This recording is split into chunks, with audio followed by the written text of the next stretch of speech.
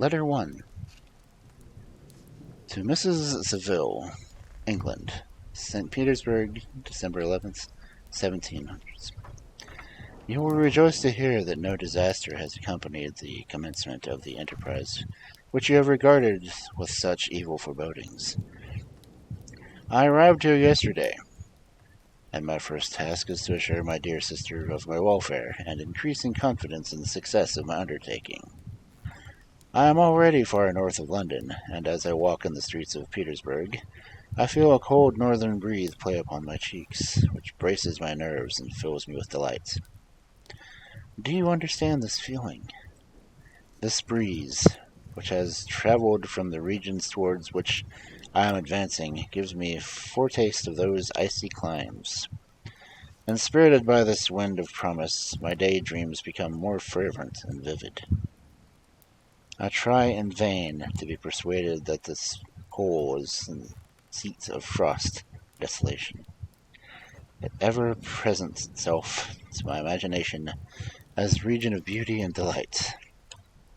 There, Margaret, the sun is forever visible, its broad disk just skirting the horizon and diffusing the perpetual splendor. There, for with your leave, my sister, I will put some trust in preceding navigators. The snow and frost are banished, and, sailing over a calm sea, we may be wafted to the lands surpassing in wonders and in beauty every region hitherto discovered in the habitable globe.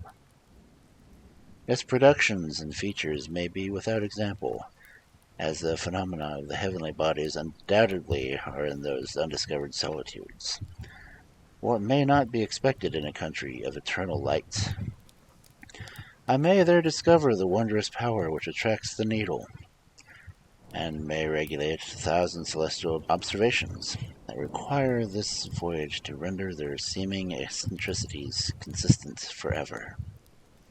I shall satiate my ardent curiosity with the sight of a part of the world never before visited, and may tread a land never before imprinted by the foot of man.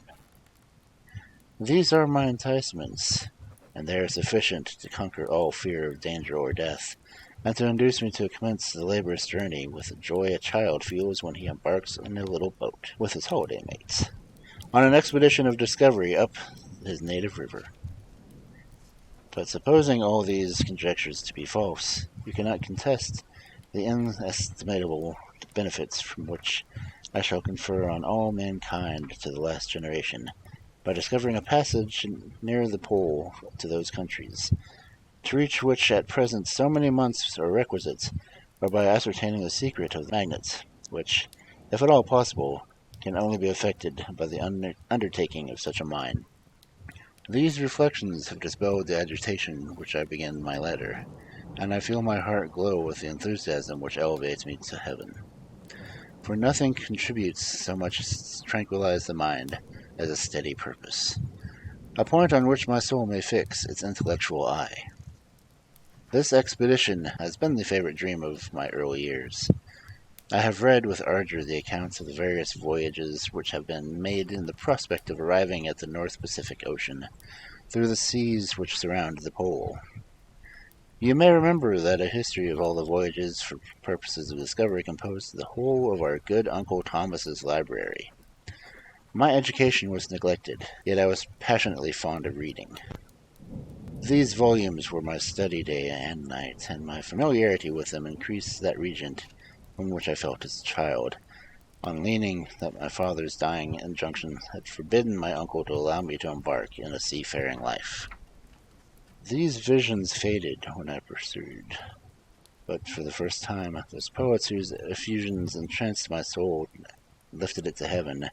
I also became a poet, and for 1 year lived in the paradise of my own creation. I imagined that I might also obtain a niche in the temple where the homes of Homer and Shakespeare are consecrated. You are well acquainted with my failure, and how heavily I bore the disappointment.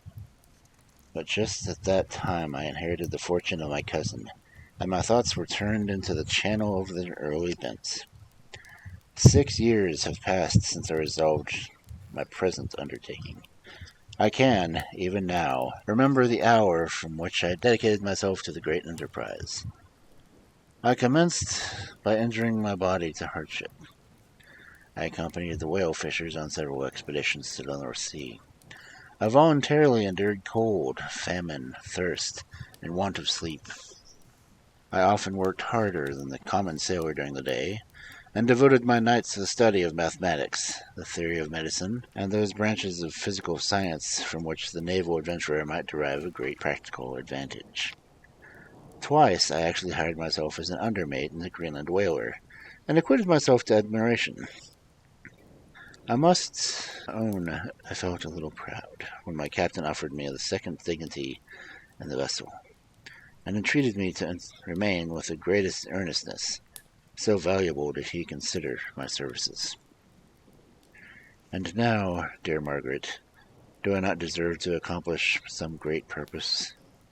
My life might have been passed in ease and luxury, but I preferred glory to every enticement that wealth placed in my path. Oh, that some encouraging voice would answer in the affirmative. My courage and my resolution is firm. My hopes fluctuate, and my spirits are often depressed. I am about to proceed on a long and difficult voyage, the emergencies of which will demand my fortitude. I am required not only to raise the spirits of others, but sometimes to sustain my own, when theirs are falling. This is the most favorable period for traveling in Russia. They fly quickly over the snow in their sledges. The motion is pleasant, and, in my opinion, far more agreeable than that of the English stagecoach. Cold is not excessive if you are wrapped in furs, a dress which I have already adopted, for there is a great difference between walking on deck and remaining seated motionless for hours, when no exercise prevents the blood from actually freezing in your veins. I have no ambition to lose my life on this post road between St. Petersburg and Archangel. I shall depart for the latter town in the fortnight or 3 weeks, and my intention is to hire a ship there, which can easily be done by paying the insurance for the owner, and to engage as many sailors as I think necessary among those who are accustomed to whale fishing. I do not intend to sail until the month of June, and when shall I return? Ah, dear sister, how can I answer that question? If I succeed, many, many months, perhaps years, will pass before you and I may meet. If I fail, you will never see me again, soon or ever. Farewell, my dear, excellent Margaret. Heaven shower down blessings upon you, and save me, that I may again and again testify my gratitude for all your love and kindness. Your affectionate brother, R. Walton.